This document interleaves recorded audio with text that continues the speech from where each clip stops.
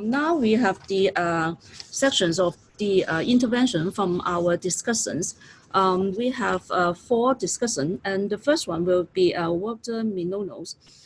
Professor MIGNOLO is an Argentine semioticist from the School for Advanced Studies in the Social Science and professor at Duke University, who has published extensively on semiotics and literary theory and worked on different aspects of the modern and colonial world, exploring concepts such as the global coloniality, the geopolitics of knowledge, transmodernity, broader thinking, and periphericity.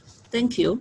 Thank you very much. Thank you very much, all. Thank you for the introduction. Thank you, Kishi, for the invitation, and thank you for to the panelists to have raised a very a handful of very interesting issues. So I have, following the lead of the panelists, I have 3 points, and then I will have a kind of rounded up.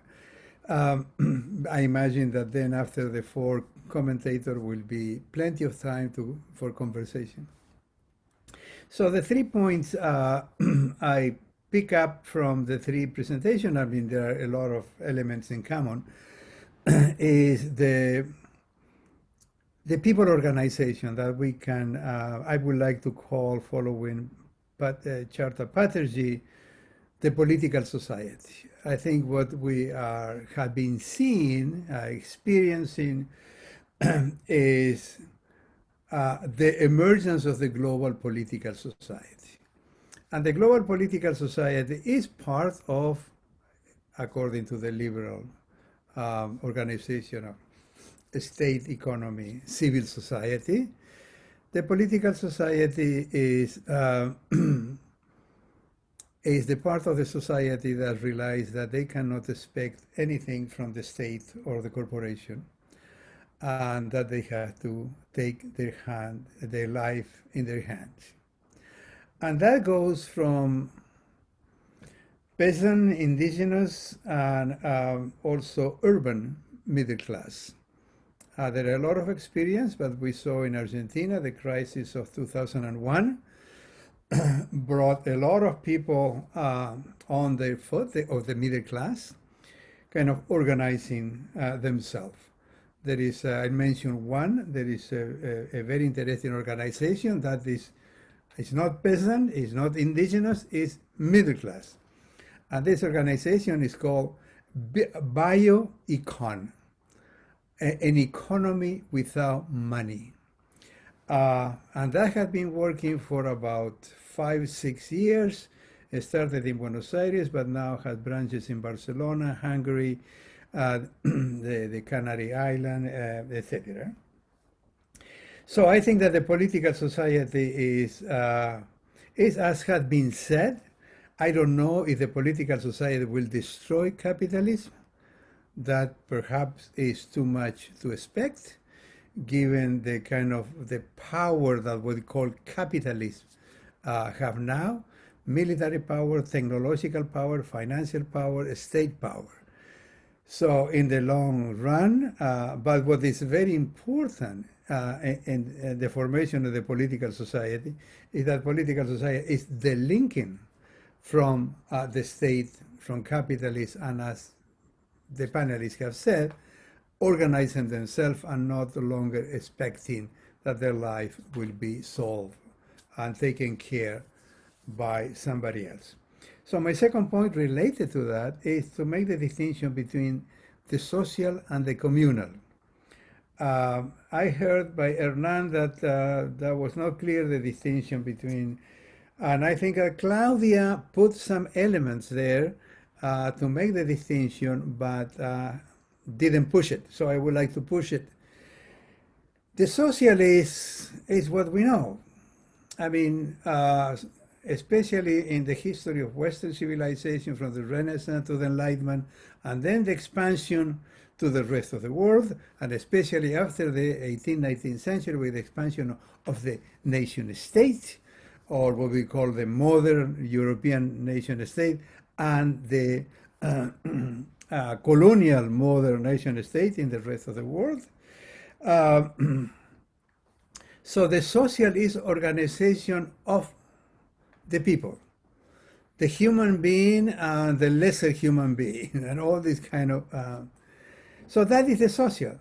The social have cut the relationship with the cosmos and what we call nature, which is a tremendous aberration of Western vocabulary. Only the West have nature. The rest of the community before the West have life. The complexity of the life and the relationship with all the living systems, all the planetary biosphere, and with the cosmos. And that is what I think we are talking about today. So the communal is no longer the social. The communal is a different kind of organization where the human beings are part of a larger structure that we can call the planet, life, the cosmos, etc. So cosmology is coming back, and cosmogony is coming back, because this kind of organization of the communal cannot be based on Aristotle, Plato, and Machiavelli. That has to be based on the Christian cosmogony. That has to be built in the cosmogony of the local cosmogony of the people. So while in Latin America there is a problem, because contrary to the rest of the world, the revolution in the 19th century in Latin America was not done by the natives, but by the people of European descent. So in Latin America now we have a problem because the people of European descent control everything, and they are controlled by the global economy. But the people of European descent control everything from state, education, military, financial, etc.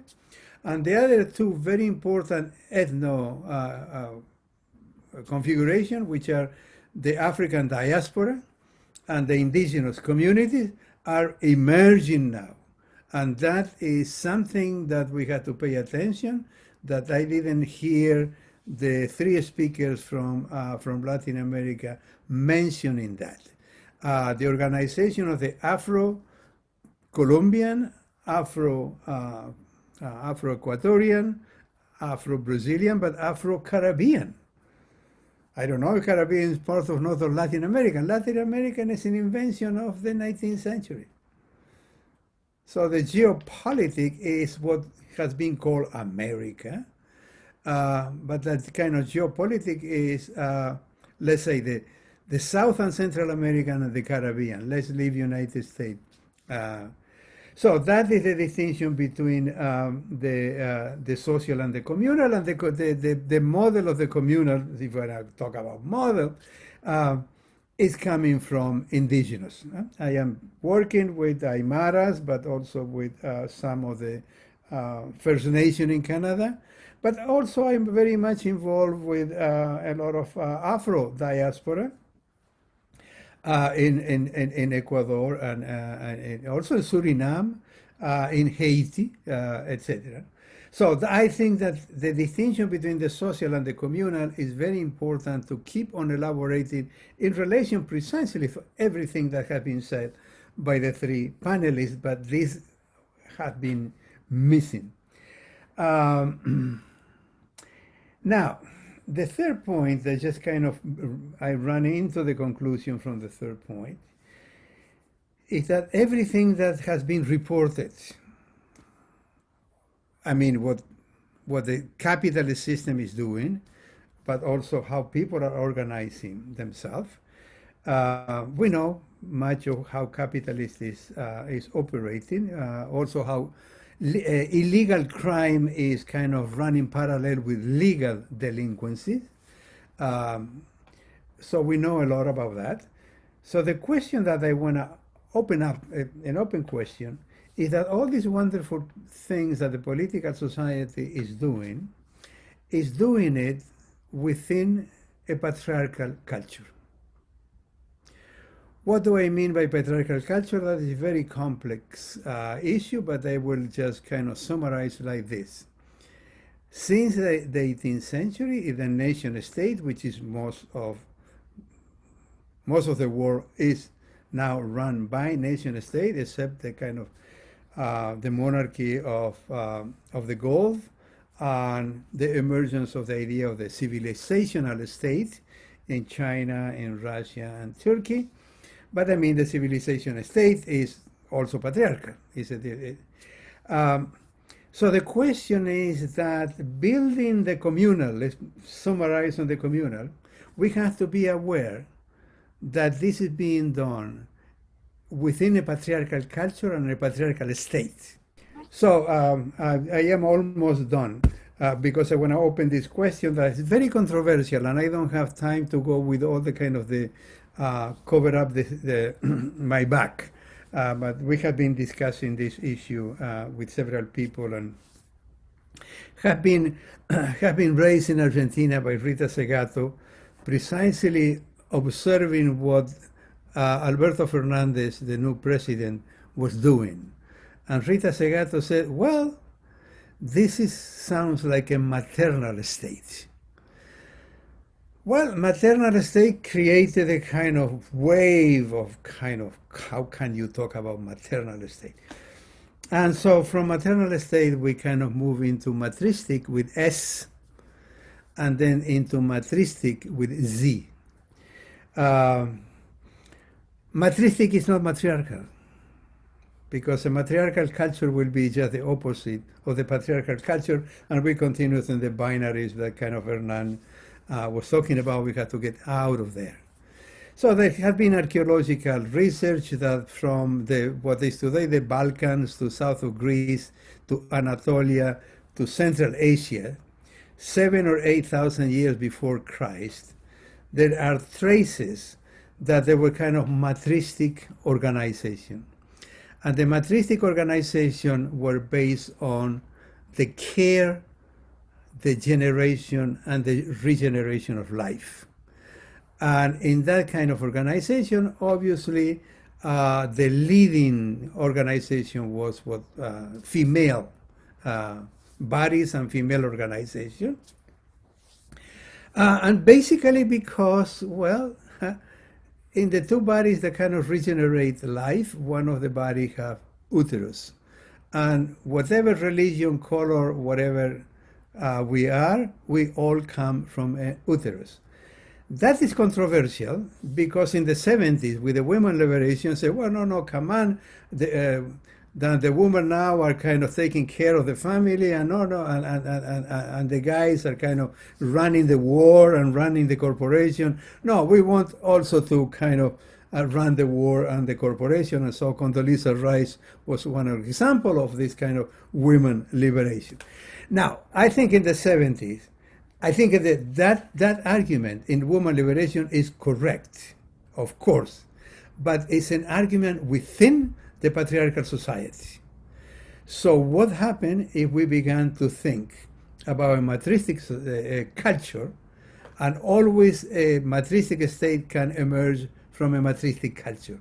And a matristic culture has to be based, as has been said, in the generation, regeneration, and care of life.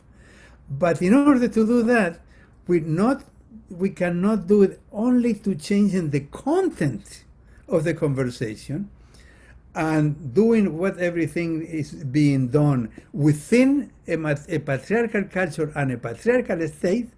We have to, in the long run, to point into changing the term of the conversation and building matristic culture that eventually may end up into the building of, I won't say a state, in matristic ways of governance. So I agree with everything has been said. So my comments are not in any way critical or oppositional, are just pushing what has been said. So thank you very much. Yeah. Okay. Yeah, thank you. And the next discussant will be John Restakis from Community Evolution Foundation, Canada. Restakis is Executive Director of Community Evolution Foundation and former ED of the BC Cooperative Association in Vancouver. His professional backgrounds includes community organizing, adult and popular education, and co-op development. He is adjunct professor at the Center for Sustainable Community Development, Simon Fraser's University, BC, and is a researcher associate for Cooperatives UK. Please. Hello. Okay. Thank you very much, Jade, and Kinchi again for your fantastic efforts on this project. And it's a privilege being here. And I've been sort of tracking the comments that have been made so far, and it's a challenge in a sense to sort of intervene in a way that does justice, I think, to the very wide range of issues that people have been addressing. But there are common threads that I've come across, I think, in pretty well all the presentations. One is what everybody is either explicitly or implicitly referring to as the crisis of capitalism. The second question that has arisen consistently is the whole challenge of sustainability and a political, social, economic system that is capable of surviving and replenishing life into the future. And intimately connected with both of these is the need for what I will call a new political ethic and a new sensibility that is capable of transforming not just the economic system that we are grappling with, but the very nature of politics and the practice of politics. So I think these are questions, of course, that we pick up and are visible right across the spectrum of political mobilization that has been taking place and has been accelerating over the last number of years, and reached a certain heightened point of mobilization in 2020 before the pandemic.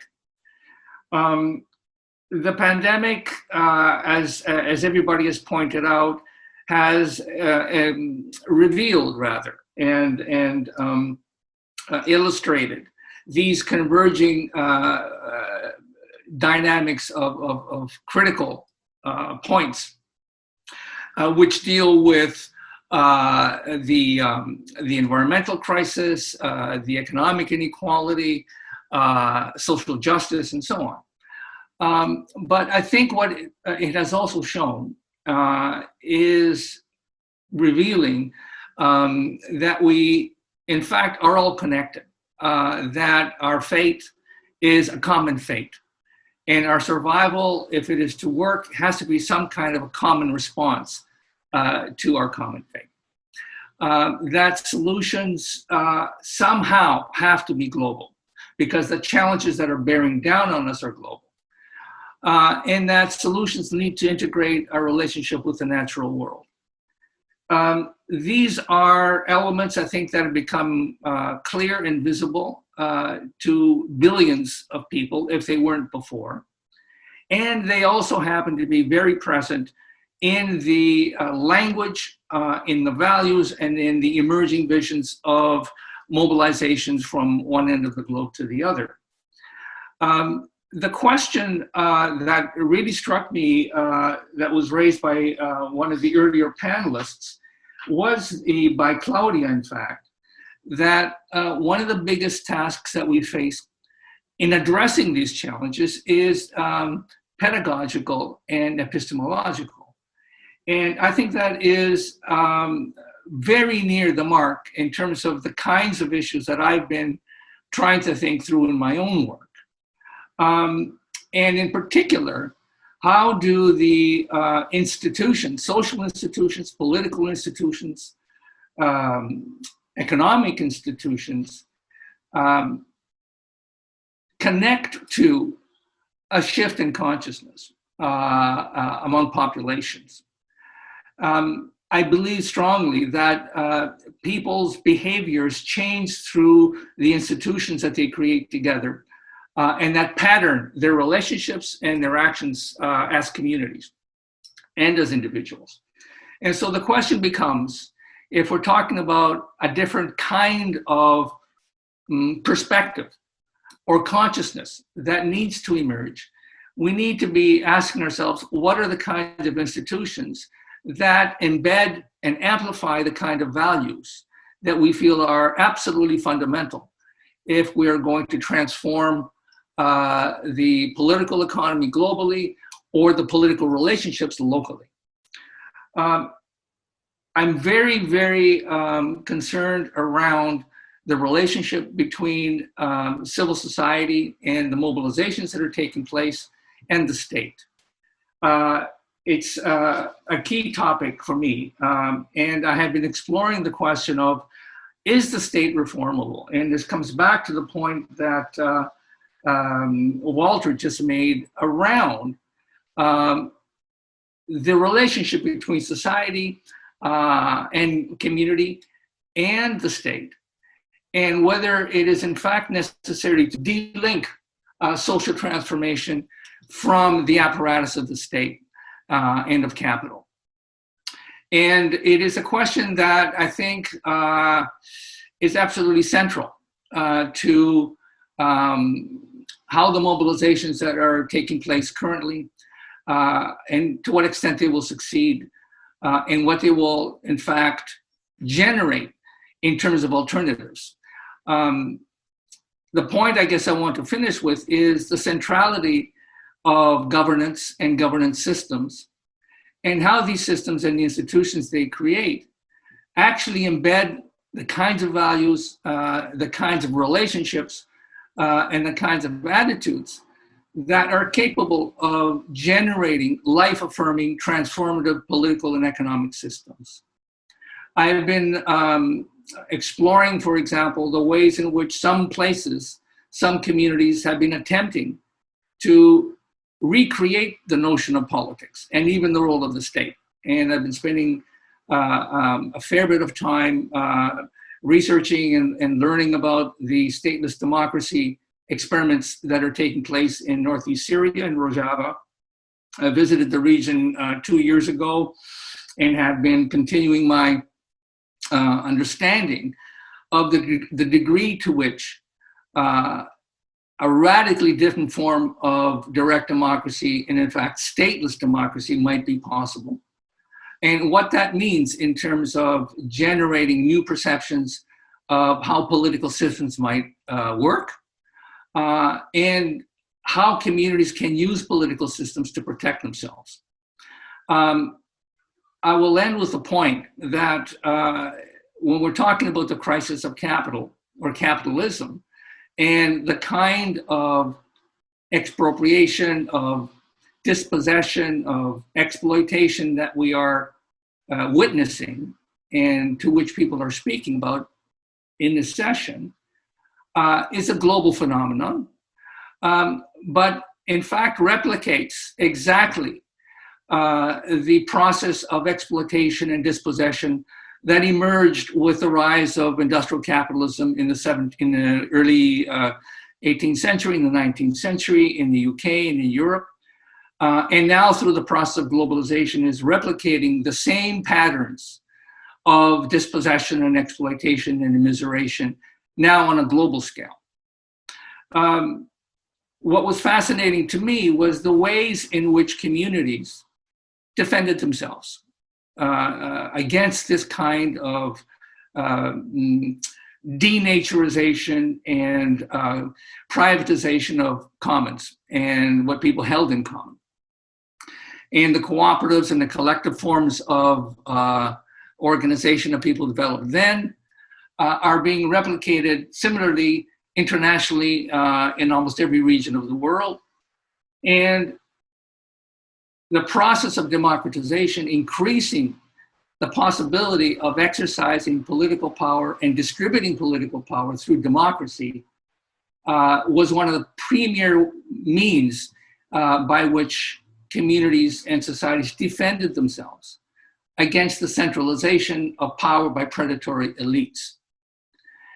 And it is this question, I think, how do communities, how do societies continue to protect themselves and minimize the destructive force of concentrated political power in the hands of predatory elites, whether they're happening locally or regionally or internationally? So this question of governance, this question of how and if the state is capable of being transformed in ways that actually embody and promote a more humane and a more ethical understanding and practice of politics is, I think, something that has to be grappled with. And I think there's a huge danger in ignoring this question. The mobilizations that are taking place today all around the world are an opportunity for vast political change, an opportunity for transforming how people understand their role as political actors, but it also presents a huge danger. If there is no means by which that discontent can be channeled into a constructive and progressive political project. I think history is showing us that when discontent and the delegitimization of a governing or political order reaches a crisis point, and there's no progressive and compelling alternative to replace it that can channel that discontent into something positive and progressive, then it is the reactionary forces, in fact, that come in and prey on people's insecurities and fears and result in even worse and more repressive and more exploitative forms of government and state control. So how we understand governance and how we create institutions that actually are capable of embodying and replicating and supporting the kinds of cooperative, commons, reciprocity-based relationships and values, and above all, how we develop institutions and forms of governance that relink us to our natural world and to the interdependence of social life with the environment and the natural world around us. That is a challenge, and that requires, I think, a kind of vision and a kind of practice of that vision that is in fact happening in multiple ways all over the world. But how to transform that into a vision and a political program is a challenge that we have to meet somehow.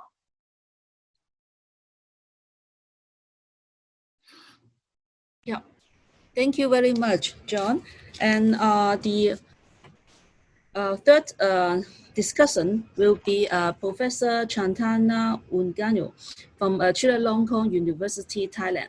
And she is teaching and researching on politics of development, civil society, peace, conflict transformation, and non-violence. Please, Chantana. I'd like to thank all the panelists. It's very much educational for me, and it's opened a new horizon of knowledge across the region. I don't have much disagreement on what already said. I think we all share the problem of the global capitalist crisis. I started with asking very basic questions. What is regeneration, rural regeneration, and what alternatives? When I look at all these, I listen to all these presentations, alternatives are very diverse. I think it's really much from the indigenous to the urban, a modern sector. So my question is that, are we creating alternatives that will replace the existing system? I think this question has been asked for maybe 2 decades already. I think that the work of the people have been accumulating, but to what level that it can contest the existing system. And my, I don't know, my perception is that the capitalism is here to stay. I think we have to accept that fact. It's not going to go away. Now, which are the alternatives that would really deal with these pressing issues? We've heard of the community initiatives. At the same time, we heard all the problems, challenges, from debt crisis, from access to natural resources, from the chemicals, the pesticides, land grabbing, the encroaching of companies. So there are many issues to solve. At the same time, the alternatives is very spread, dispersed, and it's not coming together to counter the capitalism. But it is the, I don't know, is dilemma, because I remember at one time we talk about alternatives mean diversity. You don't have one single idea to counter the main system. Recently, I look into the idea of sustainability transition, and I try to learn how change can be made. So it's not about the ideal society, it's about how to move from here to that place. And the theory of explaining how change is made, particularly, for example, on energy regime, food regime, you see that the entry points, this takes maybe 2 decades to change. It's not only instantly. And the change needs innovation. Now, let's come to the point that we've heard of going back to the idea of traditional rural society, or actually rural has already been changed. I mean, in many places in a country like Southeast Asia, Thailand, farmers changing their faces and not the same old generation anymore. So this should be taken into consideration as well. So the innovation, that could be technology, you know, those hard side technology and software technology that is taking place in many places. There are many niche taking place, initiated by many different people, and it has to create a momentum to the level of cultural change in the society, at the society level. Of course, this will need a changing landscape, thinking landscape at the larger level, the regional level, global level, to enforce, you know, the process of change making in a particular society. So I think this has been something that I think we should put a framework into the analysis. I ask the same questions that we talk about alternatives, we exchange, we create a space platform. What kind of assessment of the achievement that we have so far in creating alternatives society and alternative ideas? And looking back to what has been proposed in the panels, there are something to think about. For example, rural and urban divide. We always place rural as a place to create food for agriculture, low technology. Maybe it's changing. Recently, we looking at the city that is not self-sufficient in terms of food, and they're also discovered maybe there is rural area in the city itself. So urban now, some segment of the city are creating food. So there's also rural in the urban area. So the relationship between rural urban area must be revisited. It's not a clear division anymore. And I think by framing into a different ways of maybe food security, food sovereignty would probably open more possibility than a rural-urban divide. I think I would probably have more questions when we talk about the mobilization of municipality, local government, local communities. This will be a trend, and it's certainly point to the need for different countries to think about decentralization, self-government, which is a form that would be needed for new alternative to emerge and sustain at the local level, and to be able to negotiate with a higher level of politics. I'm thinking of the framing. There's also some alternative of framing that we need to define crisis to the point that there's a need, there's a feel, the perception of the need for change. When talking about crisis, I think there's still different narratives at the moment. Although pandemics created opportunities, but I think, for example, the case of Thailand, after the pandemic, after lockdown, they're going back to the same old policies. The economic corridor is still there. The industrial estate is still there. So the contestation is still intense, even though we face the crisis. There's a need to define crisis. That's a narrative is a common narrative is really need to be there, but whether we can find it, common narratives of the crisis. I like to suggest, actually it's from Simon Fraser's University Center for Transformative Conversation. I think this is something that go in between. I know that we have a problem with capitalism, but I don't think that it will go away. So it's have to go around it somehow. And the transformative conversation suggests that it has to be inclusive. That means it needs to dialogue with the establishment. I don't know how this can be done. There's something need to be laid out, and avoid. I think there's the panelists mentioned that is from what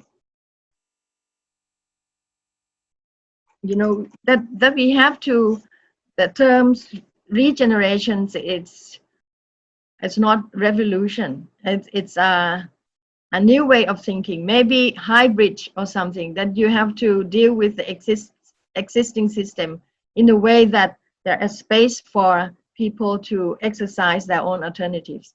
I'm not asking for more of a collapsing of the capitalism, but I think you have to find way to get around it and to have a conversation with the mainstream. That's all. Thank you. Thank you very much, Chantana. And the last discussion is Andrew AERIA from ALIRAN, Malaysia. He was a former associate professor in the Department of Politics and International Relations, Faculty of Social Science, University Malaysia, Sarawak. And he now actually is an executive committee member of ALIRAN, and which published ALIRAN Monthly. And his research interests include democracy, election, human rights, economic development, politics of development, and poverty and equality. Andrew, please. Thank you, Kinchi. First, let me congratulate you for organizing this webinar. Actually, this whole South-South Forum is an amazing achievement being done online, so congratulations. And I'm really thankful for this effort that you can bring together so many different people to share, even from far away. So really, thank you very much. I was asked by Kinchi and Margaret to share some personal experiences of where I am and what I am doing. So I'd like to just say that I'm working out of Sarawak in Malaysia on the island of Borneo. And I'd like to say that I went through some of the readings that I saw. I was really particularly struck by Claudia's paper that she presented, A Change of Meaning, Stop the Capitalistic Destruction, Assuming Ourselves as Ecosystems. And the one quote that I really liked in her paper, and thank you, Claudia, is on page 5, where the quote is by Eduardo Galeano, where Eduardo says, "The map lies," and I quote, "The map lies. The traditional geography steals the space, as the imperial economy steals the wealth. The official history steals the memory, and the formal culture steals the word." I was particularly struck by this phrase because I work my work takes me to the interior of Sarawak, and I work among the Penan community, the Penan indigenous people who were, until about 20 years ago, foragers, what the Western Western people call nomads, nomadic communities. They were never nomadic. They were foragers. They were hunter foragers. They had defined territories, all of which was in forests. 25 years ago, these were pristine forests. Today, we are looking at oil palm monoculture plantation, or acacia mangium paper and pulp tree plantations, massive plantations, and often invested in by large capital, global capital, or if they are not invested in by global capital, they are integrated into large capital circuits of finance. If you know the history of Southeast Asia, you will realize also that Malaysia, Singapore, Borneo has long been integrated into global capital, and oil palm and acacia plantation is very much integrated. So when I started working in this area among the Penan communities, the thing that struck me was how could such a life-giving forest be completely destroyed in one generation to become a death-promoting landscape. When I say life-giving, it was life-giving to the communities that lived in the forest. It was life-giving because the water, the land, the resources of the forest really sustain communities, and it sustained the environment and the larger Southeast Asian environment. Oil palm today is death promoting. Acacia farming is death promoting in this part of the world. Many of you know annually around this time, starting in the month of July, August, September, plantations and smallholders and even large smallholders will burn the forest just so to clear more land that they can plant on. And often that land is peat land. So it's from life-giving to death-promoting. Working with these Penan communities, what I have realized is that there's a tremendous amount of confusion among them. They're confused. They've lost a whole environment that was their home, so to say, in one generation. They're confused. They don't know what to do. Often they are just bombarded by politicians and the media that they must integrate into what is called the modern society, and they're confused. Many of them just walk around often like zombies. Alcohol is a problem. And what is their confusion about? They're confused about the destruction of their environment. They're confused that they have a new livelihood that they cannot, they find difficulty to negotiate. They're confused about their culture and their identity. It's changed. And they're confused about society, their role in society, And the community is fast losing its language, their sense of solidarity, their connection to the environment. So it's not anything unusual, but it's happening right before our eyes. It's happening in Papua New Guinea, parts of Indonesia. It's happening in Latin America, tropical Latin America. It's happening in India, in various parts of Southeast Asia. It's happening in Africa. Malaysia has very good federal and state legislation with regard to environment, with regard to development. It has really very, very poor enforcement of that legislation, principally on the grounds of corruption and just isolation. In the rural areas, the remit or the enforcement of the law is really far, far away. It doesn't happen. So what did we do?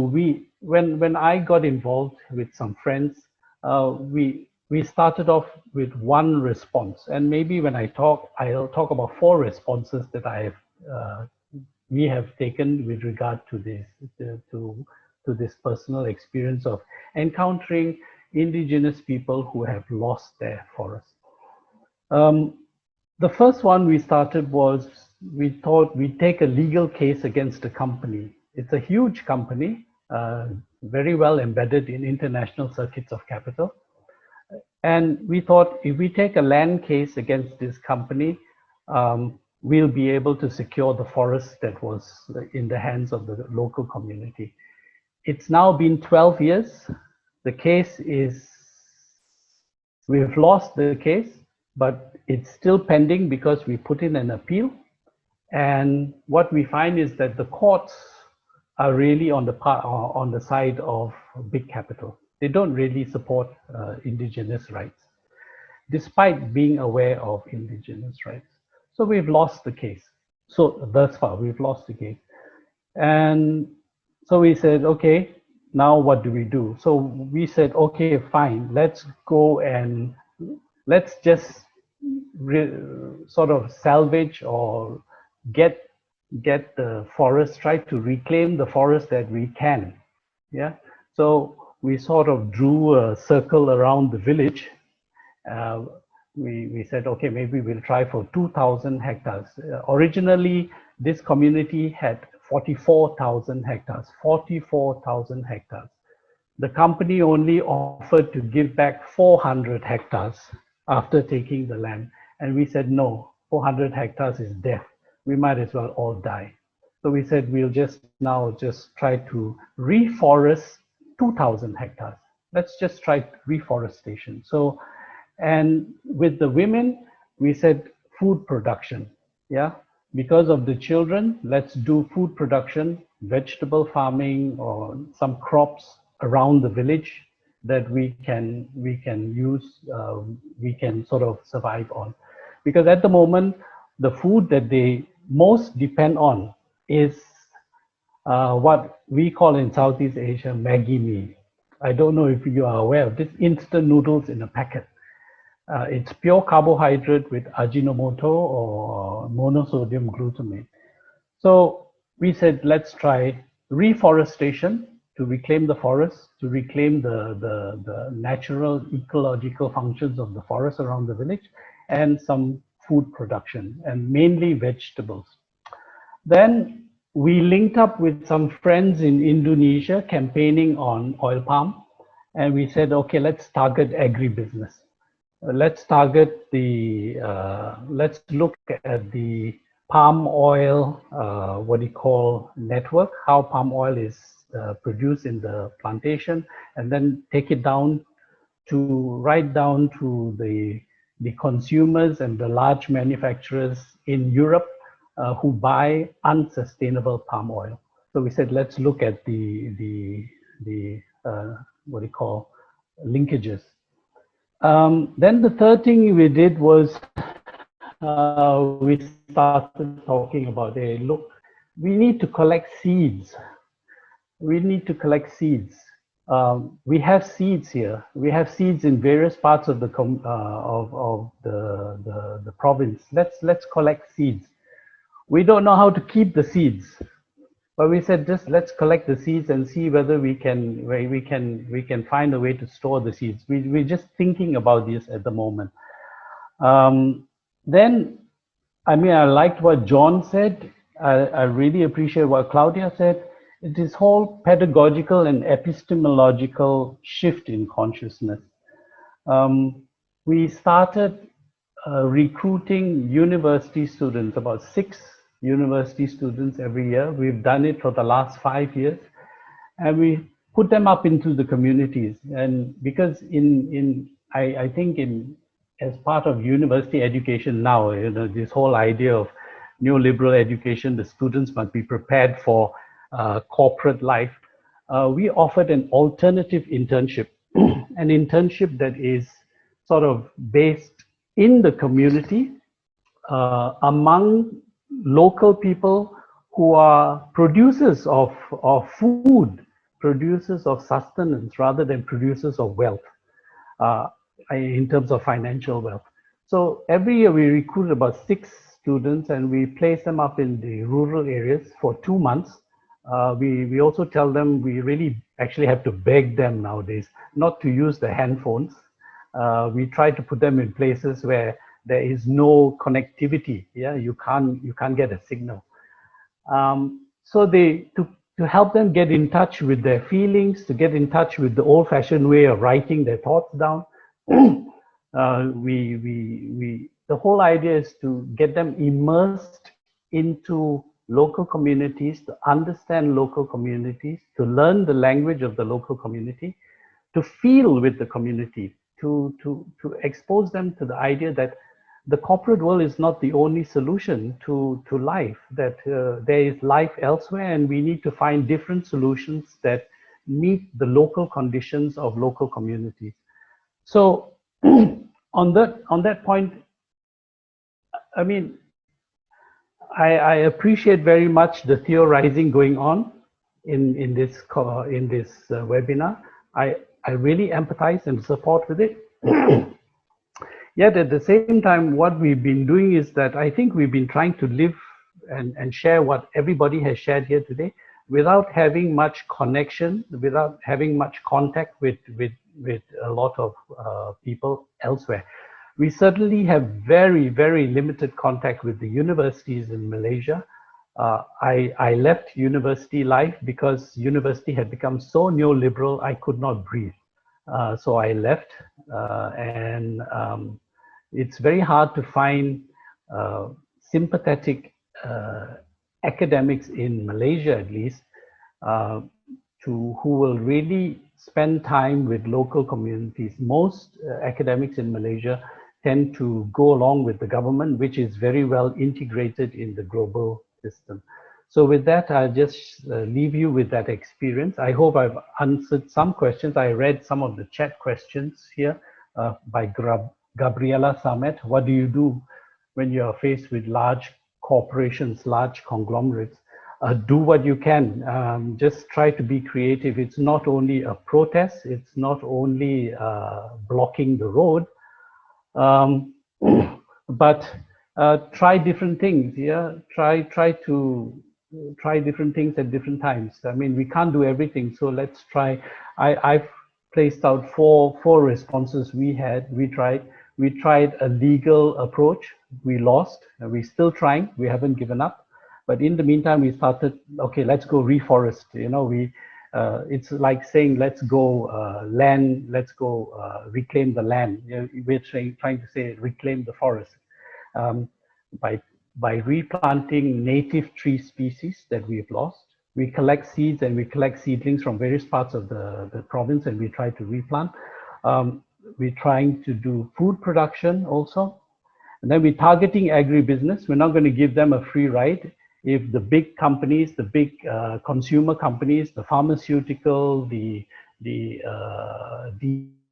detergent companies, whatever companies in Europe or in developed countries, if they are involved in unsustainable palm oil purchases, or if they're in the pulp and paper business, you know, then we need to target them.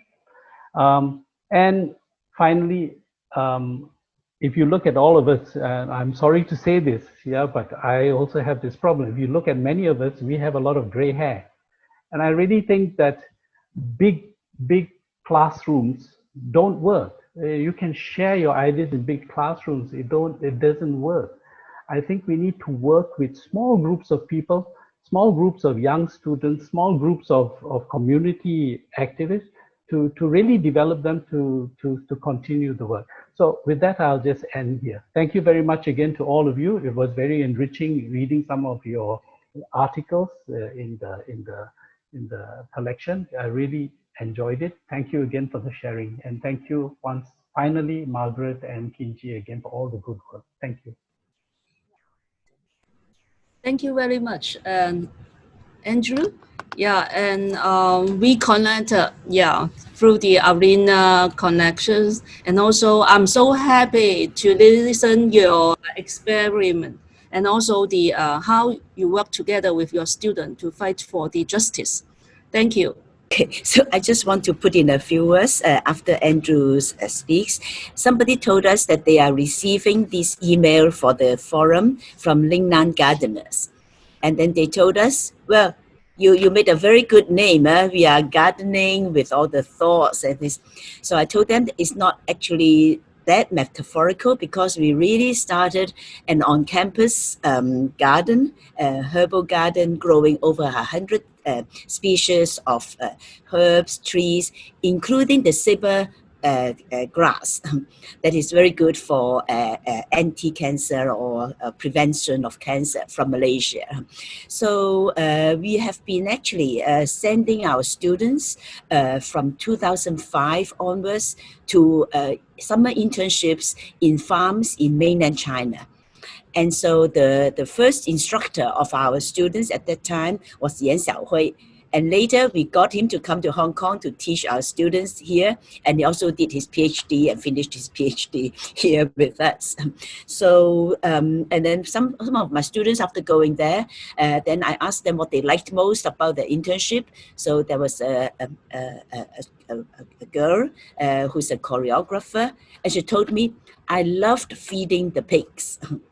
So I think that is also what Andrew was talking about, this change in the person, and so I think I would just want to say a little bit about the linking of the indigenous communities. There was the PP21, the People's Plan for the 21st Century project, starting in Minamata in 1989. So that was to address the question of the mercury poisoning, etc. And our friend Muto Ichio and the whole arena community at that time were mobilized to participate in that effort.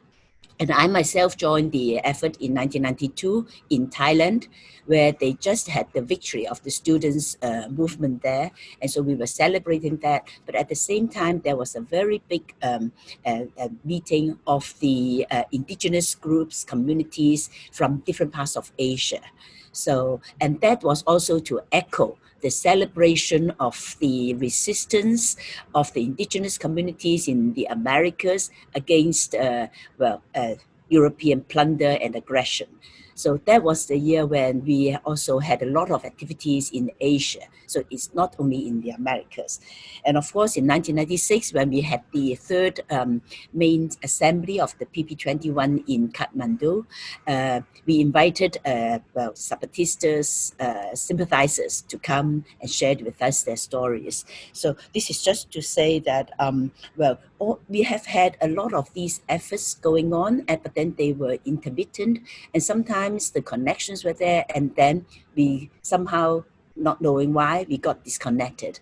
So I feel that it is so important for us to come together and also to connect. And then when I heard that Andrew was saying that he needed CIS, I think there's no other person more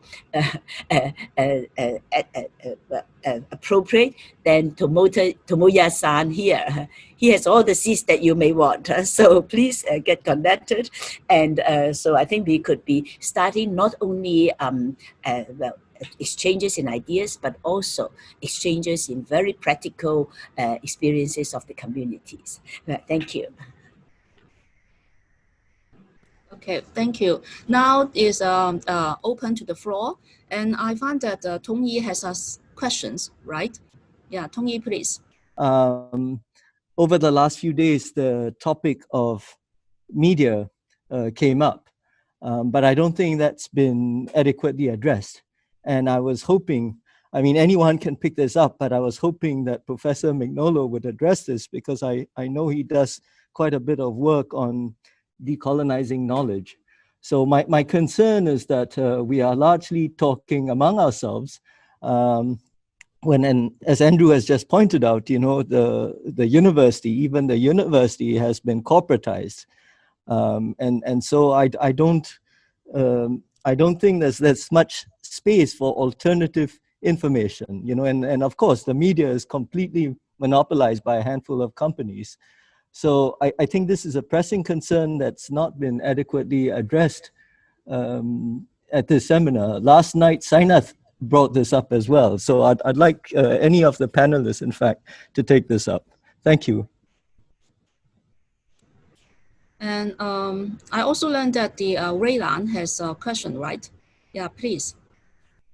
Yeah, firstly, I want to say thank you to all the panelists and discussants, and especially greetings from Beijing to MIGNOLO, my teacher. And I also want to hear about his explanation of the new concept he put in this today's discussion. I also remember that several years ago, he mentioned in the Tsinghua University lecture, talking about the important things to change, not just to change the enunciate of the dialogue, the conversation, but also change the terms of the conversation, which is important issues in nowadays. So I want to know that in this new historical moment during this pandemic, what kind of terms already change of this the dialogue, the cross-cultural dialogue, and what kind of term we have to put more effort to make a change. So that is my question. Maybe a little bit too general, but I want to hear more about his new thought on this topic. Thank you. Actually, I have a question for John, because well, could you say a little bit more about the current state of Rojava, because it was actually put to a lot of risk some months ago, and so then there was exodus of the population, and so could you tell us a bit more about the current challenges, and also maybe how that experience would compare to the experiences we've just heard today about from Venezuela, Mexico, Brazil. So what are some of the common features, or what are some of the main differences? I'm very glad to be able to participate again, and particularly with two main points I would like to put to all the participants. One is the media. Yeah, I referred to in my participation yesterday, and the importance to think about that problem of media and social media in this moment, because I agree that we have to reach the minds of people to understand what is the present situation, the danger we are facing.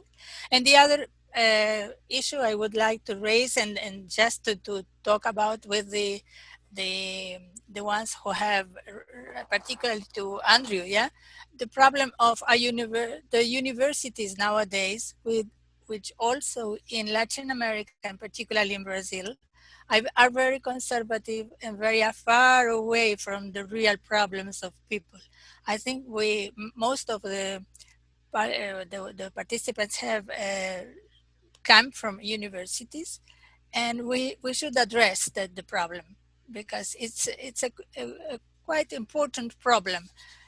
We should rethink university and impose in some way this experience that Andrew has brought to us, the university among society, a new university. If not, we are going always to repeat the elite way of thinking and way of addressing our important challenges. Thank you. A pleasure to be with you all, and a wonderful discussion. Okay, thank you, Beatrice. Oh, yeah, please, Samuel. May I say a word? I appreciate very much that I have been invited to be participating and observing this wonderful South-South forums. I have really enjoyed and learned a lot. So many ideas for the alternative attempt and many cases in the whole world to confront the pandemic crisis and situations in this hard time. As a member of a Korean member of ARENA, I am very sorry to say this, but at the moment, you may have heard and read that because of the death of our longtime friend and ARENA member also, the Mayor Park Wan-soon, who died just 3-4 days ago. His funeral will be held tomorrow in front of the Seoul City Hall. So whole country is now in deep sorrow, and especially our ARENA friends in Korea, including myself, in deep frustrations because we had really hoped that Mayor Park Wan-soon could be a good leader. He has been long time democratic leader in our country. He and I have created, organized that PSPD, People's Solidarity for Participatory Democracy, in 1994. So it's more than 25 years old. And he became 3 times mayor, and then really, we hoped he could be a good candidate for the president next time. But I'm so very sorry that we are frustrated that he died, whatever reason it is, so we cannot talk about that. Just 2 days before his death, he has declared in the public interview that his idea of Green New Deal policy, he promised to accomplish his policy within his term as a mayor of Seoul City. At the moment in Korea now, a very debatable issue is that how to control the price of housing, that especially in the Seoul and metropolitan area, the price of housing and apartment has gone up over 50% during last 3 years. So the middle class people and low class people are claiming that we cannot live, so we have to leave, we cannot pay our rent, so we have to go outside of the city. So it has become quite a big political problems. So in the parliament, even the President Moon has declared that he will do everything to control that housing price. But the discussion about how to control this housing price, they are very much split and different among the conservatives and then progressives. The conservative parties and people say that you have to provide more housing and apartment in order to control, because there are more need.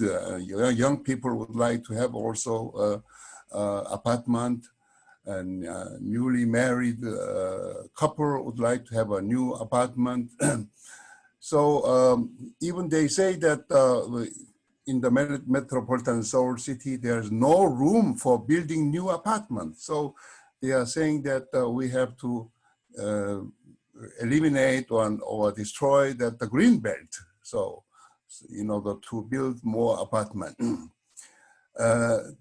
But the Mayor Park Wan-soon has declared on this day the Green New Deal policy that he will never cut or eliminate the green belt, because green belt should be kept for our future generations also. So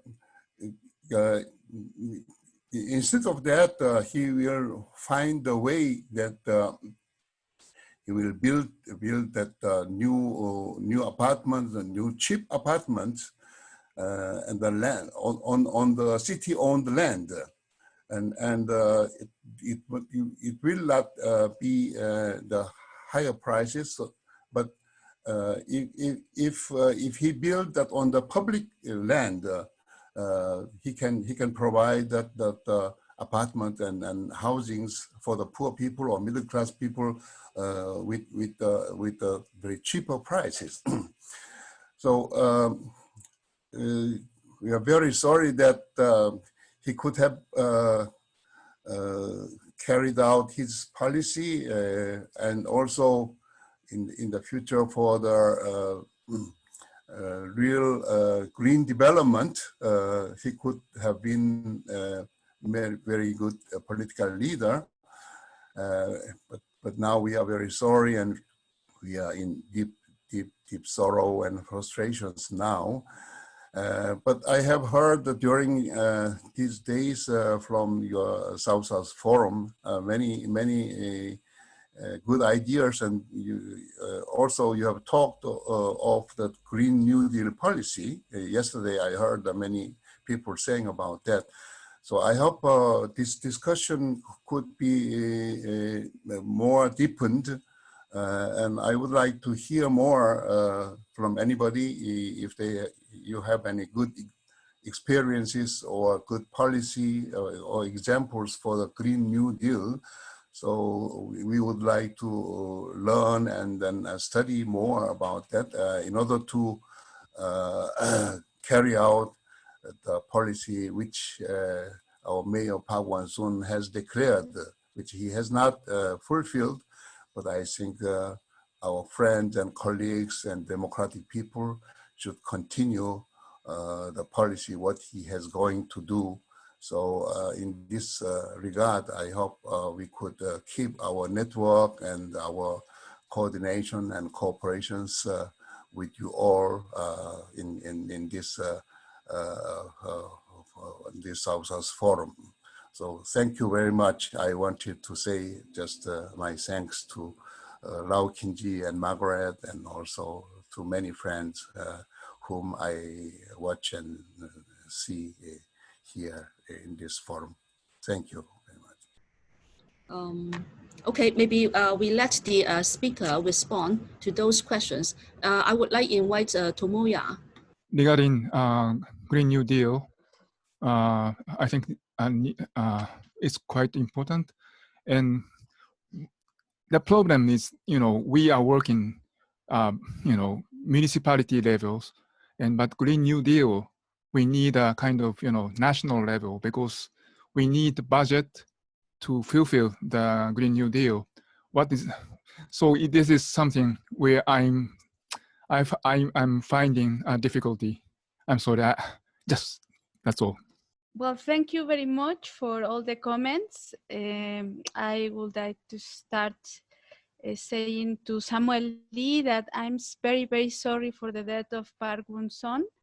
Last year, I was in Seoul, and I could see the respect and the affection that the people had for him. So we sorry. And well, only some comments about some ideas that the discussant said. I liked listening from Walter the concept of matristic. Indeed, I believe that the future that many women and men are thinking is non-colonial, non-patriarchal, and non-capitalist. So that implies recreating the relationships in their most intimate sense and also in a political sense. So I think this idea of matristic is very important for the community. And this is a discussion that the communities and the groups are having. So I think that is happening, already is happening. Something that John said, he rescued the need to face the economic, but also the political challenge. And deepening this idea that the challenge is pedagogical, I think in my experience, many of the community practices in the cities and in the countrysides are living laboratories. They are existential workshop that teach us, especially for the young people and the children. So they learn in this community to question the dominant ideas and to find a more authentic way of living. So I think this is important because today the knowledge is more important in the communities than in the universities. Something that Beatriz said about this problem of the corporation of the universities. Something that Chantana said about accepting that we are in a capitalist system, and something that she said remind me a quote of John Holloway. He is a teacher from a university in Mexico. He wrote a book that the title is How to Change the World Without Taking the Power. And John Holloway says that we live in the capitalism, we live with the capitalism, we live despite capitalism and against the capitalism, all together. So yes, of course, we are living in the capitalism and we have to accept it, but also we are in the struggle inside of that capitalism. And I think that this is an important idea for the autonomous communities, that they are accepting that they have to live and also to struggle the capitalism. And well, finally, about what Andrew said about the quote of Eduardo Galeano's, I believe that this decolonization of many of our political and economic ideas will have to start with geography. And today we have to rethink the borders of all our regions, and we have to rethink these borders in a more sensible way, in a different way of the planet. So, well, I only want to finish saying that the communities, I think that the great problem for local communities continues to be facing the attack of global capitalism. The communities survive day by day, but they are creating solutions to everyday problems in the present. And there is a lot of creativity and hope, but the reality is that they are resisting. I know many examples in Mexico of communities that have been facing the same problem of migration, dispossession, and violence for 5, 10, 20, 50 years. So I think that we need to have a better global strategy. So we need to combine this focus in the local communities with a global strategy. And in this sense, the task is to build this collective imaginary, to agree on the direction of the transformations and make a platform of a struggle in the most diverse topics of our society. Thank you, Claudia. And Hernan?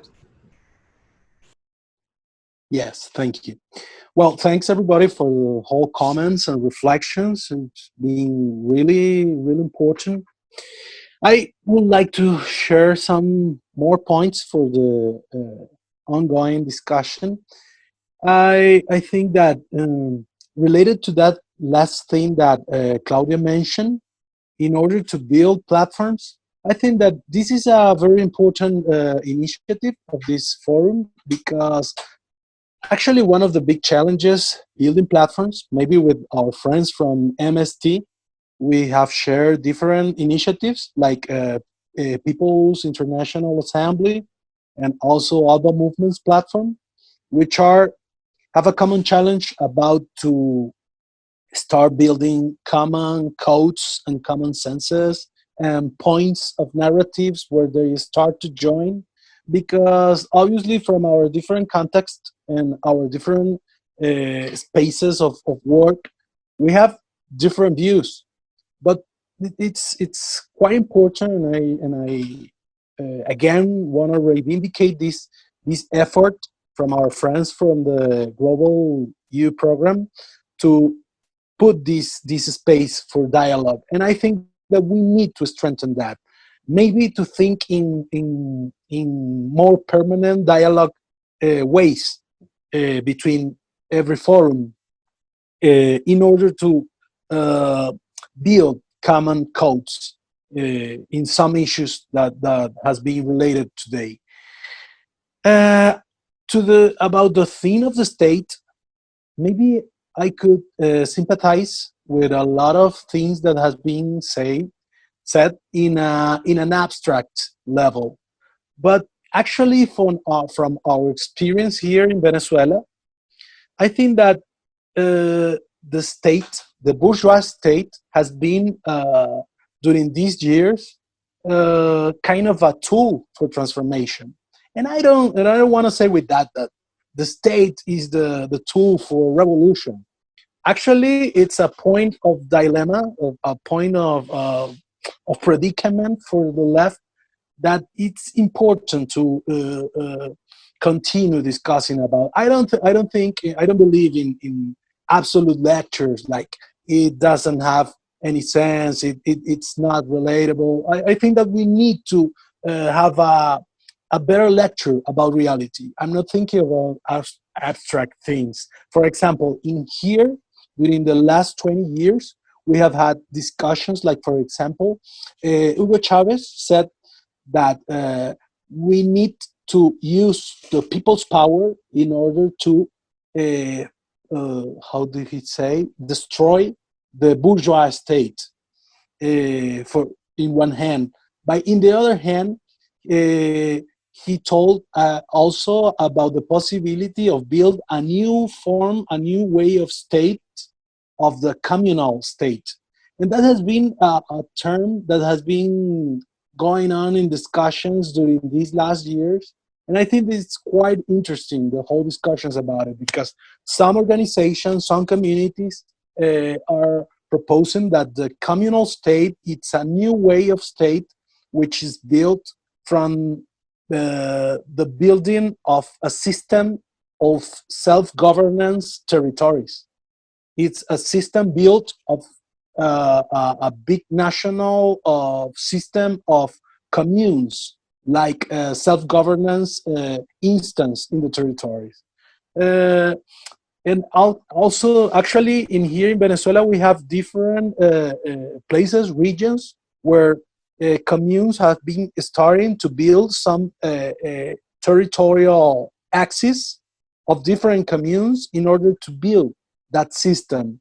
So I think that's quite powerful ideas, which are important for the discussion. Also, during these years, there has been a discussion about the necessity to revitalize that debate from the Soviet Union about the double power, like the power of the state, of the institution, but facing the power, the people's power.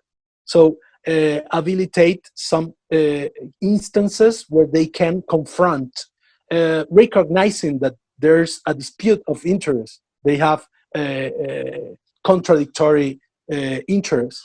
So, as I said before, these are not answer or resolve issues, but I think that are quite important in order to contribute to this discussion. I also will say that, for example, in our region, the constituent process, the process of building a new constitution in order to refund the state and the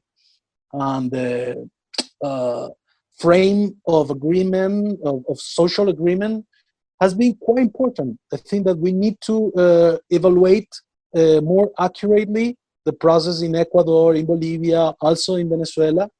And that's actually what people in Chile is about to vote. They are about to vote to start a process of building a new constitution. And they are trying to think in some of the lessons of this previous constituting process.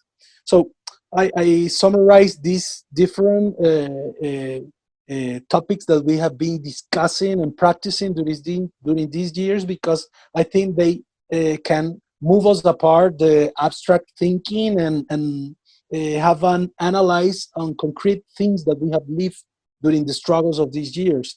I also want to say that I think that actually the local cosmogony in our region, it's very diverse, and it's also a mixture of different indigenous and Afro roots, but also it's a mixture with different resignifications from the urban land.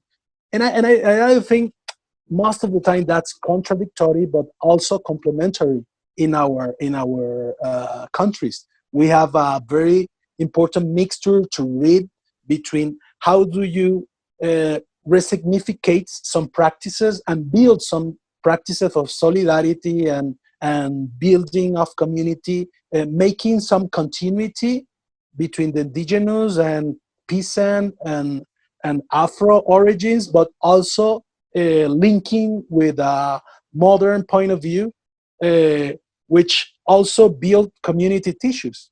And I think that's quite complex issue, but I think that we have to read that complexity too, because otherwise some countries as Venezuela, where 90% of the population is in the urban centers, won't be able to discuss about the possibilities of the decolonization. And I don't think that's a real thing. I think we are playing of different diversity issues and building of tissues of community and new possibilities that are communal, also integrating with a problematization about the relation between the human and the whole life that we are part of. I agree with that. The last thing that I want to say is that about this discussion about maybe the new political ethics that can transform politics, and the people who shares a common fate, I think that it's important to remember Enrique Dussel, who talks about that this whole process of the ending of the 20th century and the beginning of the 21st century, where a lot of people, and most of the people, rejoin again with politics and start to think again in the politics as an issue of mass mobilization and massive transformation. So in that moment, he gives a contribution, and he said, we need to think in politics as a way to concrete the reproduction of life. That's the principle, the main goal of politics. But we need to also think in politics as the construction of power from below. He talks about the obeying power, which is the power who has the mandate of the collective, of most of the people, and it's a proposal contradictory to the corruption of politics, which is, of course, the politics of the elites that controls the power, which is actually the real democracy that we have. But I think that we have had some kind of essays of the people's power, of the mandatory power from below in different local and regional and even national levels in the recent history. And we need to read that. And the last thing that I think that's a challenge, it's about, he talks about the necessity of a politics which is respond to the life, to the material principle, but also to the democratic principle, to the people's power, but also who is viable, who has ways to actually do it. And I kind of agree with the idea that capitalism is a reality. The crisis of capitalism doesn't mean that it's gonna end. We need to make things. I think that actually the crisis is an opportunity to dispute, and of course we need to build that that common fate, but thinking in which are the common subjects at this moment. I agree with the idea that thinking that is not just thinking from the humans, is also thinking from the life in an amplified way.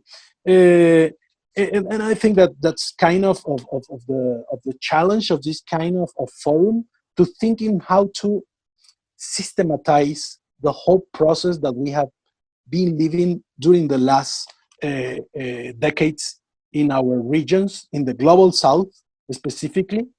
I agree with the idea, and I also think that Rethink University is about that.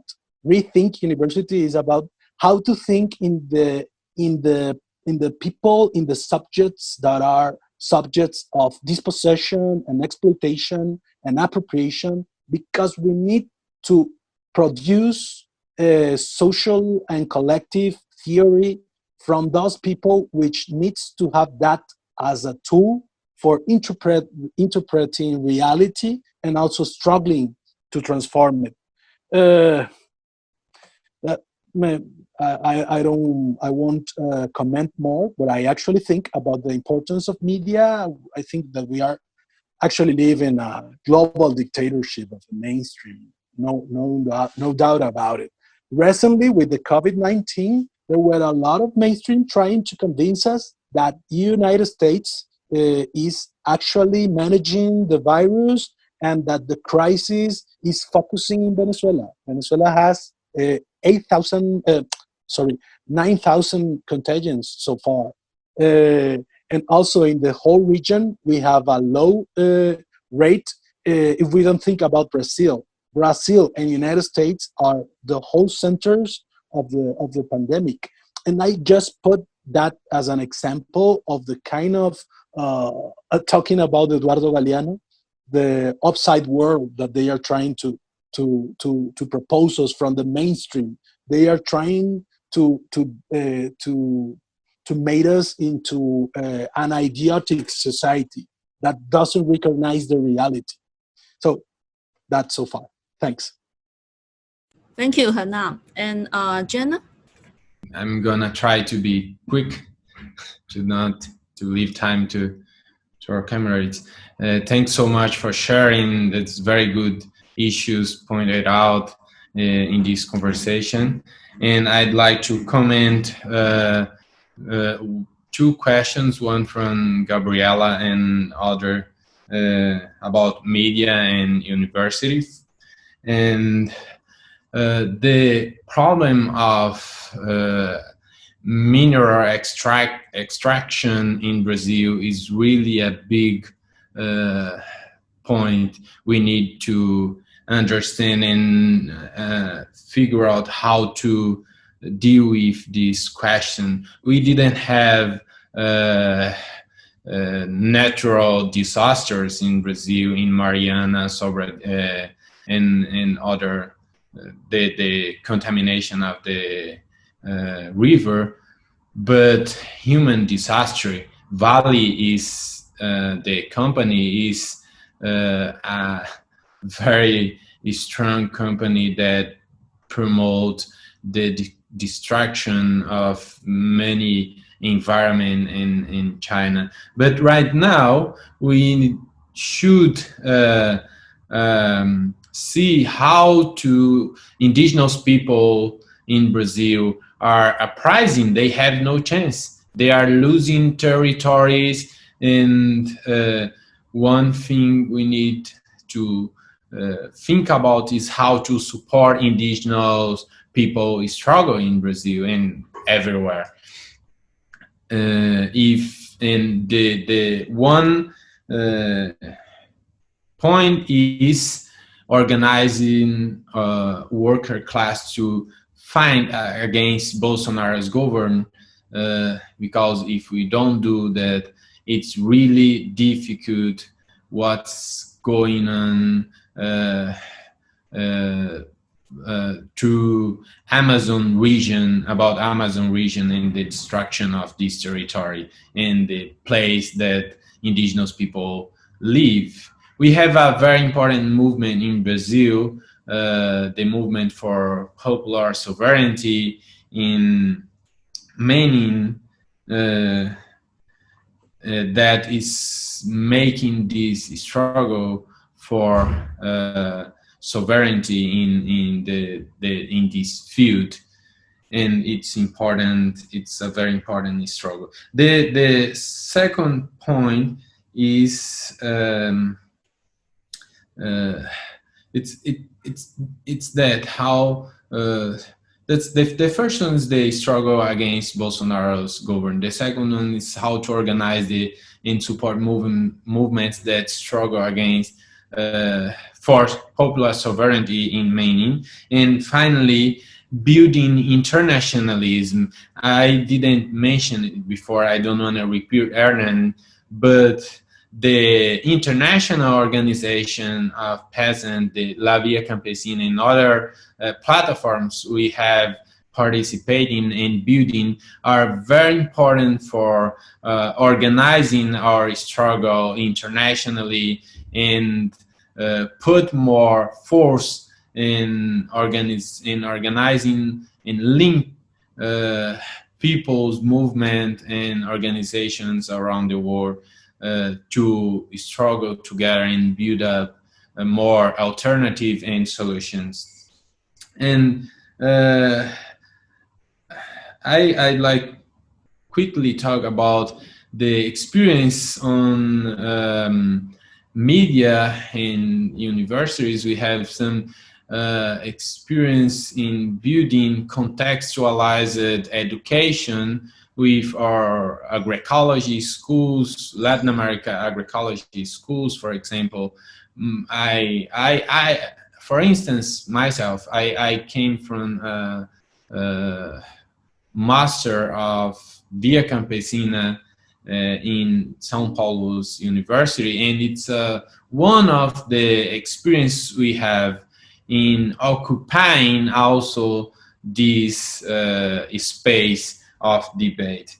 And many other experience, such as Brasil de Fato, Brazil in fact, or the ALBA TV, or even Telesur, or the Workers TV in Brazil right now, or international platforms like People's Dispatch or the Tricontinental Institute for Social Research.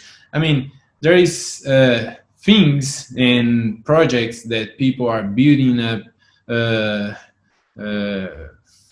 through the war, and one very important thing to think is how to put together these struggles and build up a collective way to find out alternatives and struggle together to social transformation. And I really believe the only way to change the reality is organizing people to struggle together and build up force to change the correlation against capitalist force and have our projects succeed. And thanks again for the opportunity. I'd like to say many congrats for doing and build this space. and especially for our friend Jade, Jadi, Tutu, which is here, and all of the comrades. Thanks so much. That's all. Okay, and then please, Professor MIGNOLO. There are too many topics, but before I want to just hi to my friend Fernando, Tuen, and Beatriz, so that they encounter here in this place. I want to just apologize that I was not attending the previous meeting, but from June 23rd to Thursday, the 9th, we ran the Decolonial Summer School in Holland. So I was 6 hours per day on Zoom with 1 hour. So I was totally Zoom out. So that is one of the reasons I didn't attend. But I mean, I see that there are fantastic conversations. I don't want to take too much time. I want to just kind of briefly address the points. The question and also the question of the state that Andrew. Now, when we talk about the state, the bourgeois state is the European state, because outside of Europe there is no bourgeoisie.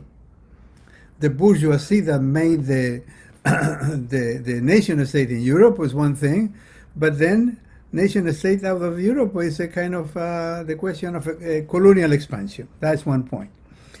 The second point is that I cannot separate state, patriarchy, and capitalism.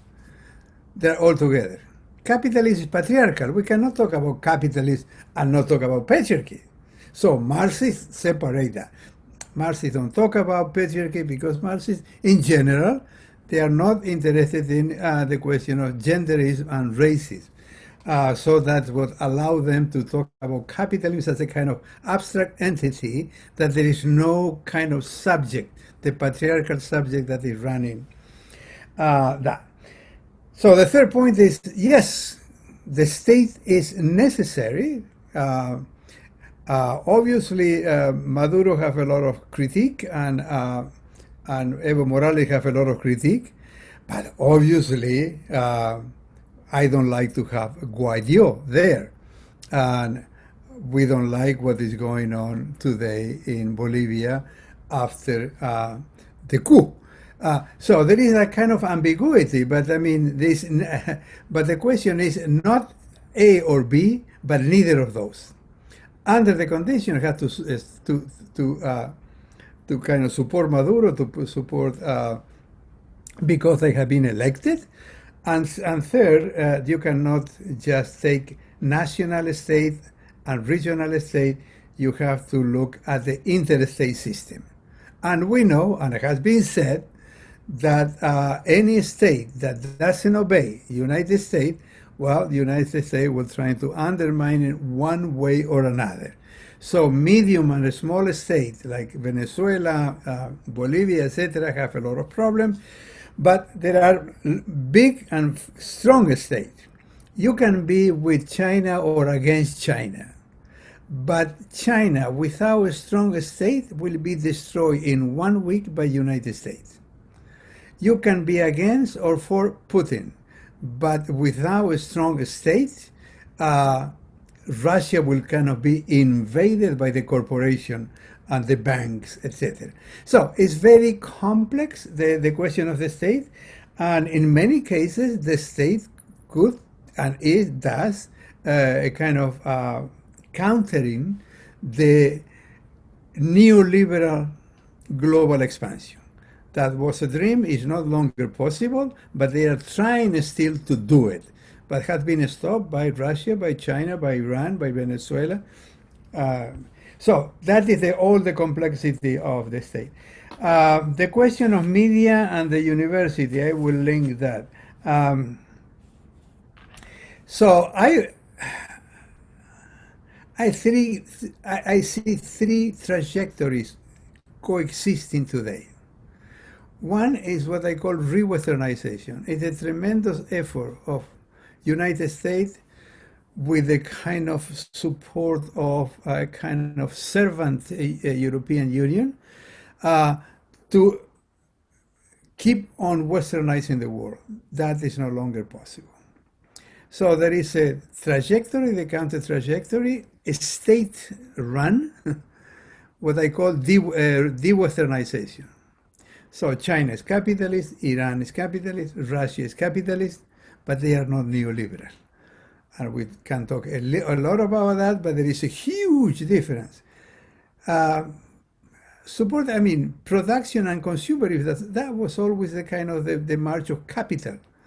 But before, capital was liberal, and then was, I leave the 16th century behind, and then was neoliberal, but then appeared a different kind of politics, appropriating capitalism and having a strong state. So that for me is de-westernization. And Latin America, Venezuela had been de-westernizing with Chavez. Lula was a de-westernizing politic. The Kirchner was a de-westernizing politic. Correa was de-westernizing politic. Evo Morales was a de-westernizing politic. So that, and what happened is that one of the things that the westernizing states are doing are creating their own media. We have Telesur, we had Pravda, but now we have Global Times, China Daily, Tehran News, etc., etc. So de-westernizing, because are state-run enterprises, they can create their own media and have to create their own media in English and in their own language. So you have to do it in Mandarin, you have to do it in Russian, you have to do it in Persian, you have to do it in Spanish, but you have to do it also in English. So that is one of the kind of considerations that we have to take into account. And we have to check those medias and not just the kind of the La Nación in Argentina, the New York Times, the Washington Post, the Le Monde. We have to kind of check those. So the question is that those medias have two faces. One is, you can say, well, China is controlling, is kind of brainwashing the Chinese population. Yeah, could be, like the Washington Post. But the question is that there is another level in which the Washington Post and China Daily are kind of confronted. So that is the kind of the interstate. And in that regard, United States has still the advantage, not just the technology, but the languages. Because the languages, English today is spoken by 1.5 billion people, but not all of them are native speakers. It's only 400 million that is kind of native speaker. So non-Western media have to deal with English and with the native language. It's very, very, very complex.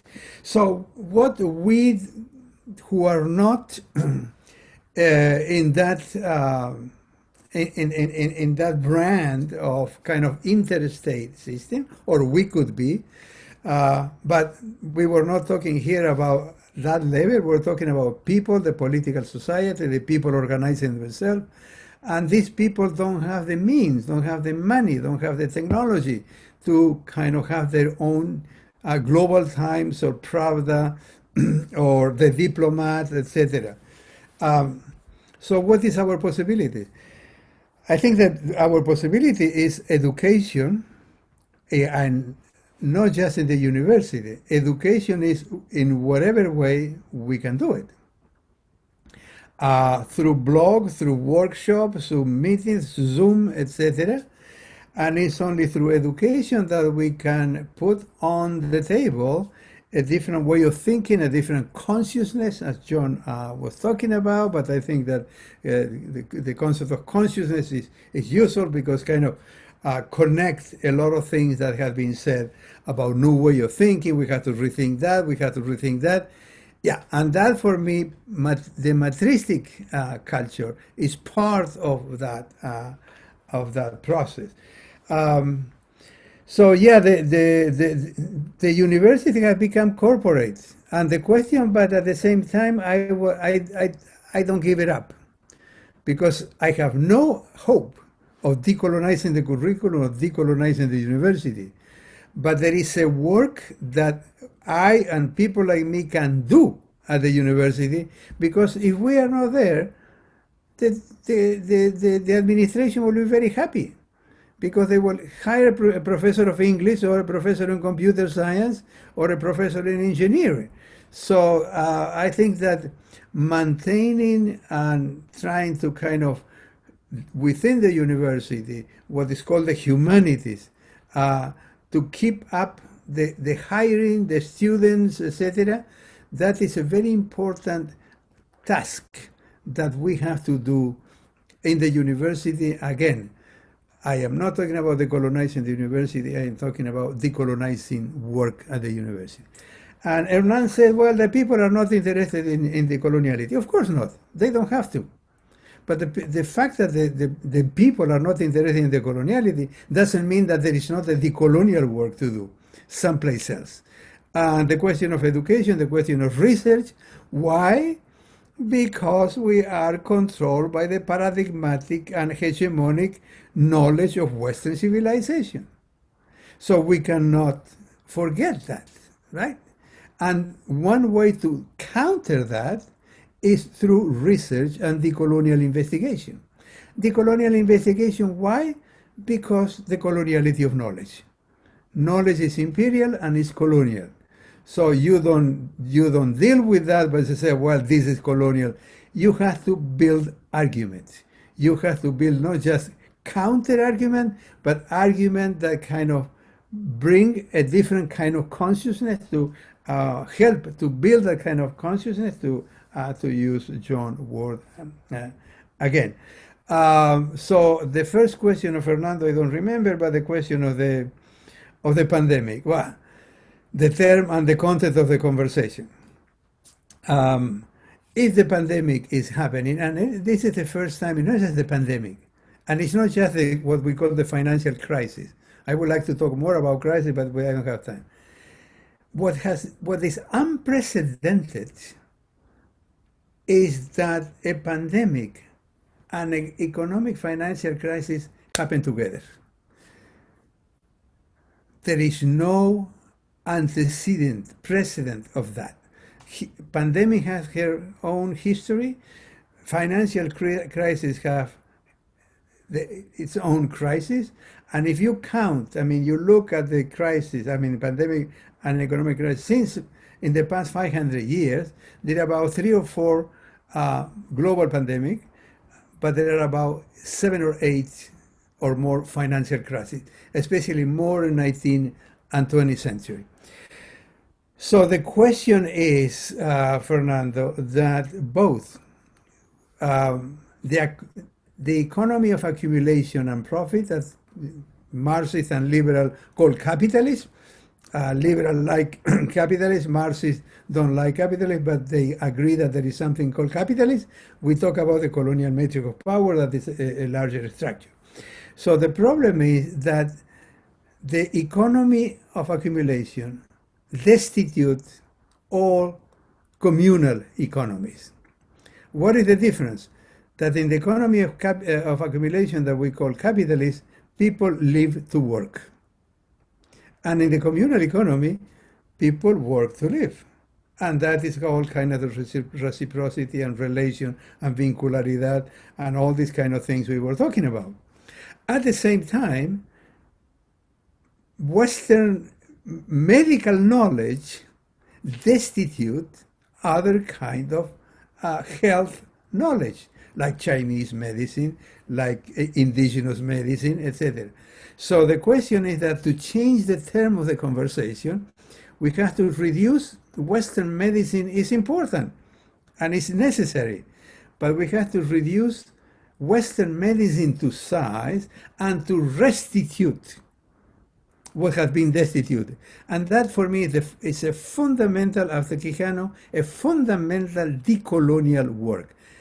The reconstitution of knowledge, of nociologies that have been destituted.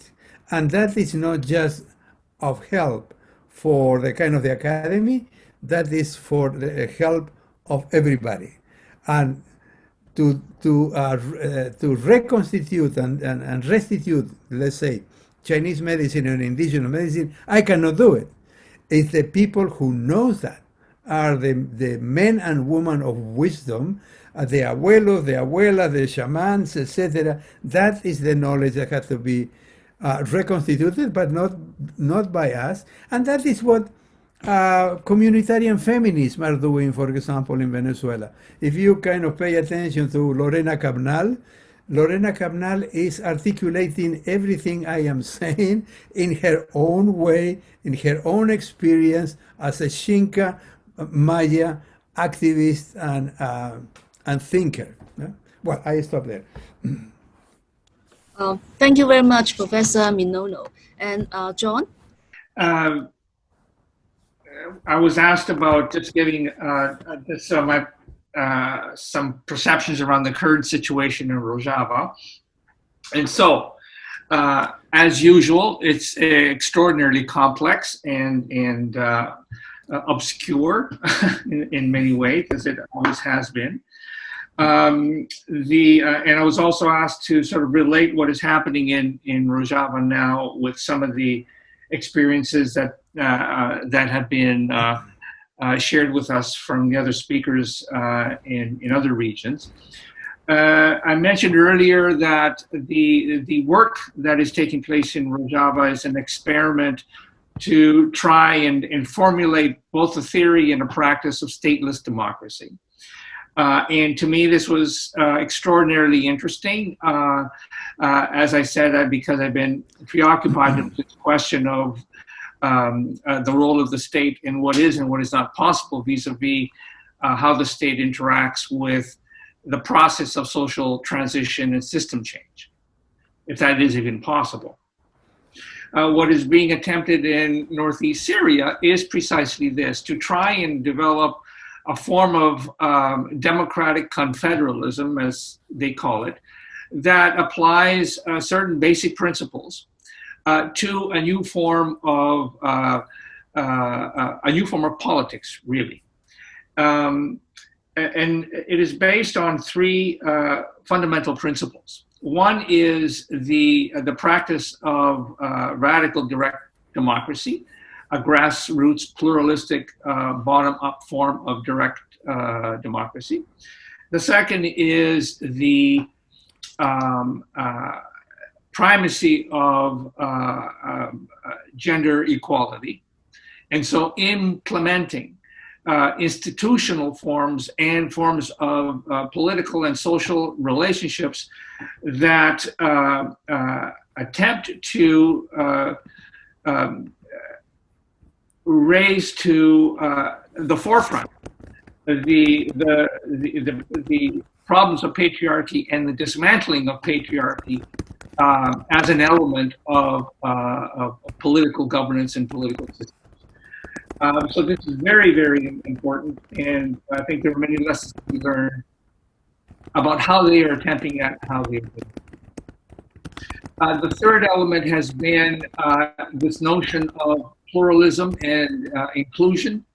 And what is extraordinarily interesting about what is happening now in Rojava is that their conception of stateless democracy is neither territorial or ethnic. In other words, the Kurdish people that have been promoting this idea have, in a basic way, tried to de-ethnicize the idea of the state and to de-territorialize the idea of the state so that it becomes a system of voluntary communal self-governance that is federated over a wide spread of territory with communities that accept the principles and try to implement those principles as forms of direct democracy at the community level.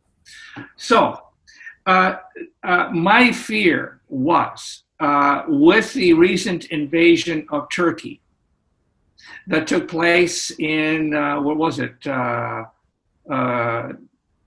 January, I suppose, when President Trump basically gave Erdogan the green light to invade Northeast Syria, that the invasion of Turkey would spell the possible collapse of the democratic confederalism in northeast Syria. That has not happened. It has certainly been an existential threat in the border areas between Turkey and Rojava. The Turkish paramilitaries and the Turkish army have engaged in a systematic ethnic cleansing of that area, repopulating it with refugees, non-Kurdish refugees,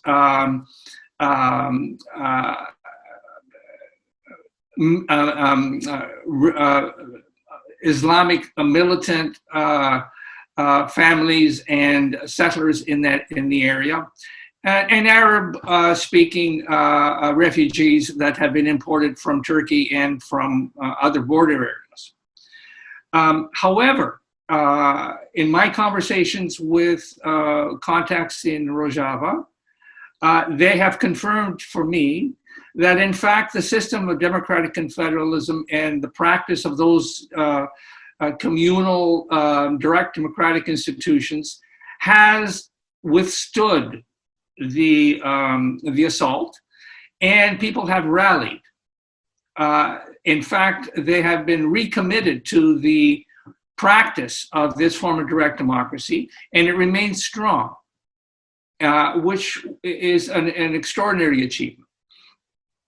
The other thing that is happening now is in the recent months, and in some ways facilitated by American intervention in the area, is dialogue and negotiation between the major Kurdish blocks, power blocks, both in Syria and in Iraq, to come to some agreement around how they can present a common front around Kurdish common issues against the threat that is now being imposed by Turkey, and as a way of reinserting the Kurdish issue into international discussions concerning an ultimate or some long-term solution political solution to Syria. So there have been some major accomplishments in just the recent weeks that allow the PYD, which is the main political body in Rojava, and the Kurdish regional government in Iraq, and the KNC, which is another political Kurdish bloc in Syria, to come together and form some kind of a united front, agreeing on basic political principles and how they can work together for a common future of a democratic Rojava and ultimately a democratic, or at least some kind of political solution, shall we say, to the Syrian war. The situation remains in flux. The withdrawal of the US troops from northeast Syria presented a new crisis, potential crisis for Rojava, but they are withstanding, I think, the military pressure so far, and are moving forward with some kind of a united Kurdish position for the Kurdish and other, not just Kurdish, but other religious and ethnic communities in northeast Syria. Now, there are, I think, important lessons that connect with the experiences that people have been discussing in the South, in the region of South America, for example, and in Mexico. The closest other analogy to what is happening in Rojava is the experience of the Zapatistas in Chiapas in Mexico.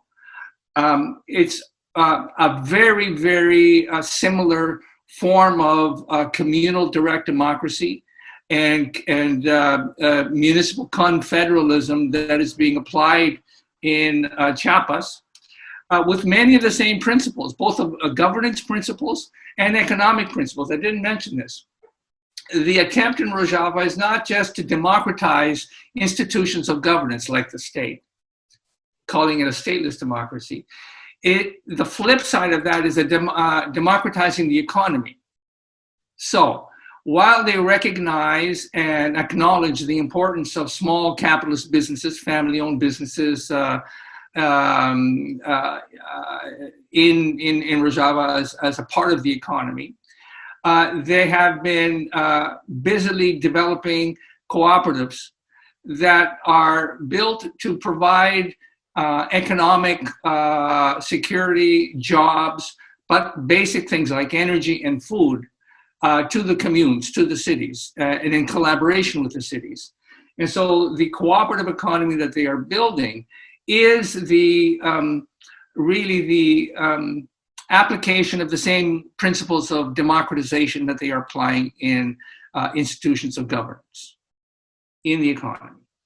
And that is exactly what is happening with the Zapatista work in Mexico, the democratization of the economy through the formation of communal cooperatives. So it's the same.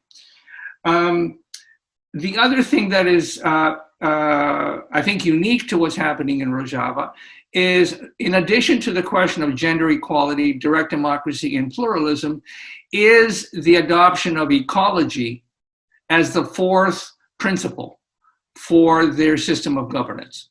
So democratic confederalism is consciously pursuing forms of economic and political transition that understands the vital importance of environmental stewardship and the protection of ecology. And so when you put all of this together, the practice of democratic confederalism in Rojava is intended not only to create a new form of governmental institutions, but, and I think this comes back to the original question around pedagogy, is the recognition that it is in relationship that people change. That it's not a theoretical thing. It's a way of how people relate and work with each other that changes their perception of themselves, the other, and their relationship to community. And the practice of democracy, the practice of cooperation in the economy, is the mechanism that changes consciousness, in their view. I happen to agree with that view, but it is how to formulate political, economic, and social institutions that use principles of reciprocity and cooperation to change people and to change their attitude about what is their commitment to each other and what is their commitment to their community. So it has a profound impact at a both personal level, at an interpersonal level, and at a societal level that cuts across ethnicities, religious divides, political divides, even that. So what is happening in Rojava is ongoing. It's a work in progress. It continues to be fragile, absolutely. But above all, what I have seen is an absolute determination on the part of not just the Kurdish people, but their Arab allies, the Turkmen, the Christians, the Arabs, the Kurdish people have redoubled, I think, their commitment to what they are doing. And they understand that they're in the middle of a revolution. And when you are there, you see it very clearly, very visibly. And it is ongoing. We'll see whether it survives. I think it will in some form. And they now control almost a third of Syria in their system of democratic confederalism, which is a miraculous achievement. The last thing I will say about this is that this would not have survived and would not have been possible without the capacity of the Kurdish people and their allies to defend themselves militarily. That they have established the most powerful military force in northeast Syria. And without that force, they would have been exterminated years ago. And there's a lesson there as well. we are closing our sections. And thank you very much for all the speakers, discussant, and also audience, particularly from the Latin America, because now it's already in the early morning. So I'm very thank you, all of you, so devoted and committed to listen to the whole sections. And also, I would like to thank Professor MIGNOLO, because I echoed to your idea to occupy the university and work hard to produce the colonial knowledge.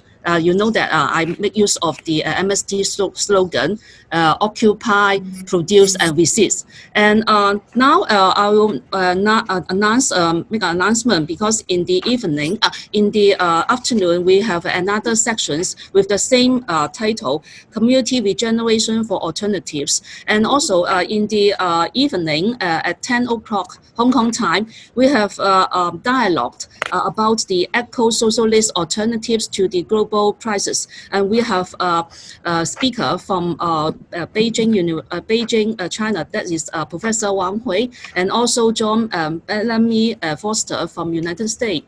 And we have 4 discussants.